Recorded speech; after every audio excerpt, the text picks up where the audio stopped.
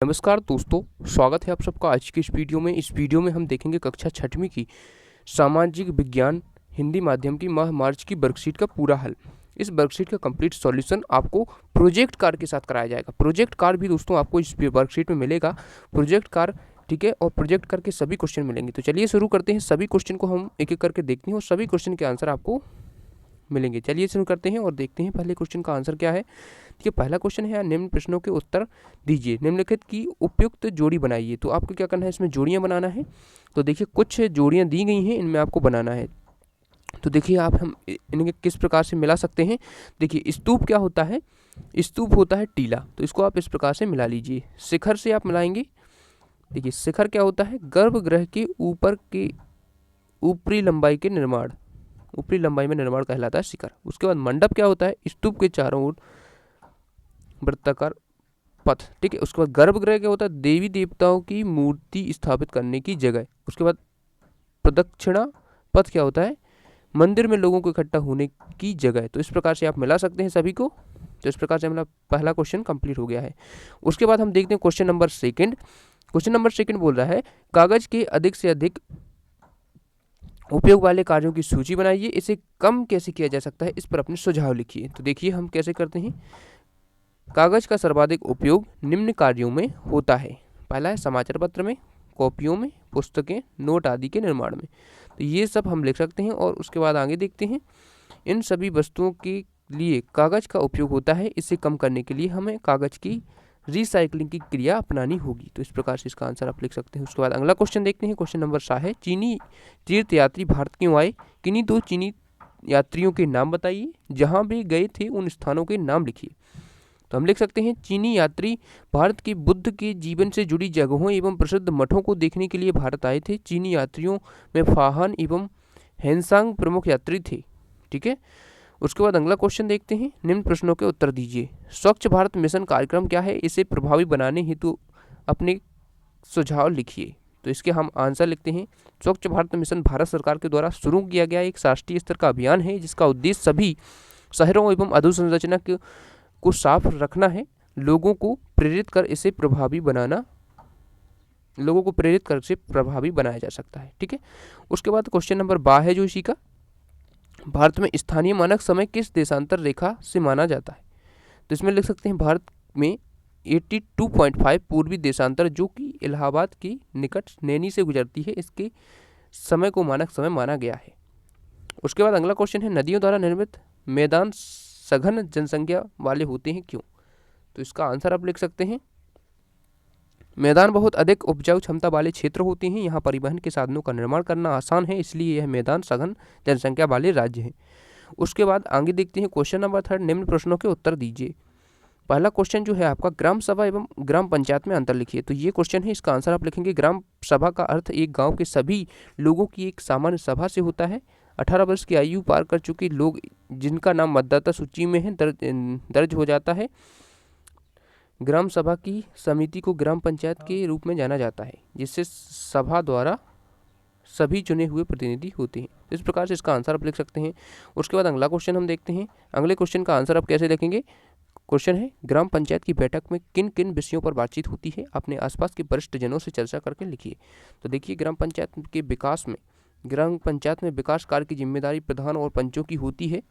ग्राम पंचायत के 1/3 सदस्य किसी भी समय हस्ताक्षर करके लिखित रूप में यदि किसी भी समय बैठक बुलाने की मांग करते हैं तो 15 दिनों के अंदर ग्राम प्रधान को बैठक आयोजित करनी होगी।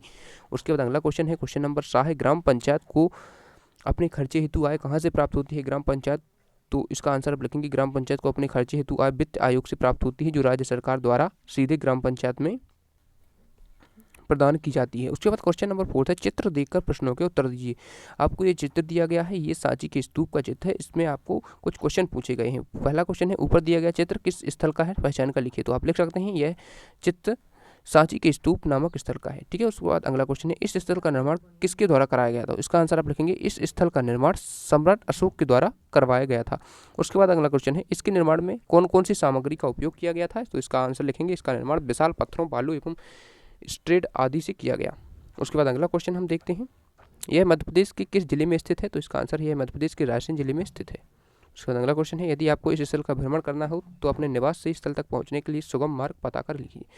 तो आप इसे अपने अनुसार लिखिए, आप जिस भी जिले में रहते हैं तो उसके अनुसार आप इसको लिख सकते हैं, ठीक है। उसके बाद अगला क्वेश्चन देखते हैं, चित्र देखकर उत्तर लिखिए। तो आपको इस चित्र देखना है और उसके अनुसार उत्तर लिखना है। तो आप चित्र देख लीजिए, उसके बाद क्वेश्चन हम देखते हैं। क्वेश्चन नंबर फर्स्ट है जो इसका, वनों से हमें प्राप्त होने वाली वस्तुओं की सूची बनाइए। तो हम लिख सकते हैं, वृक्षों से हमें कई प्रकार की बहुमूल्य वस्तुएं जैसे लकड़ी, औषधि, गाद, गोंद, लाख इत्यादि की प्राप्ति होती है, जो कि दैनिक जीवन के लिए अत्यधिक उपयोगी है, ठीक है। इस प्रकार से इसको लिख सकते हैं। उसके बाद अगला क्वेश्चन है, क्वेश्चन नंबर बाद, नीचे दी गई तालिका में भारत से संबंधित जानकारी लिखिए।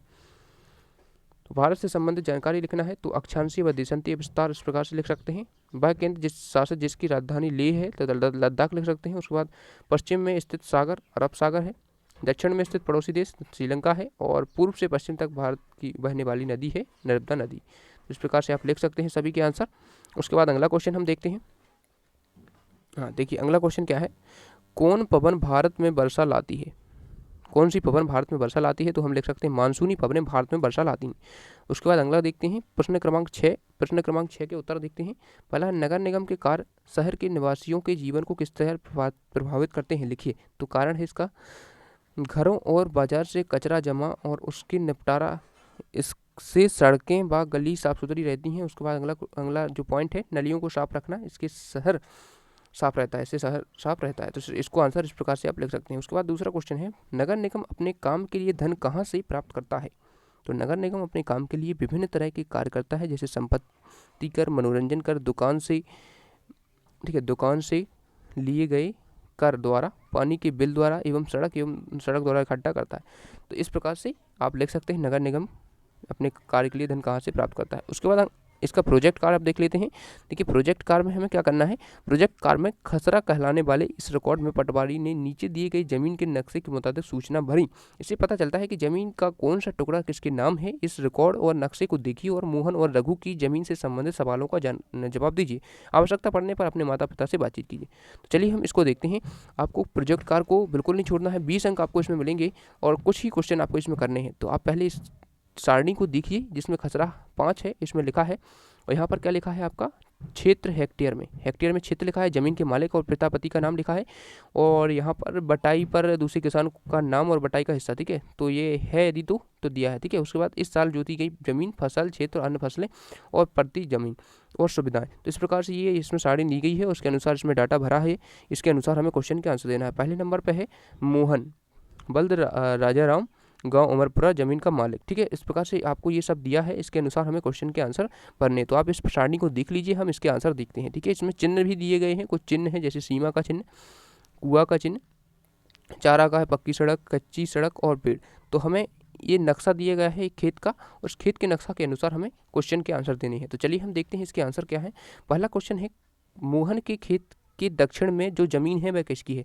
तो आप यहाँ पर देख सकते हैं मोहन का खेत क्या है, खेत नंबर 1। देखिए आप देख सकते हैं 1 नंबर पर जो था मोहन का खेत था, तो 1 नंबर पर क्या है, मोहन के दक्षिण दिशा में, ये उत्तर दिशा है और नीचे वाली दक्षिण, तो दक्षिण दिशा में किसका खेत है, 2 नंबर पर रघुराम।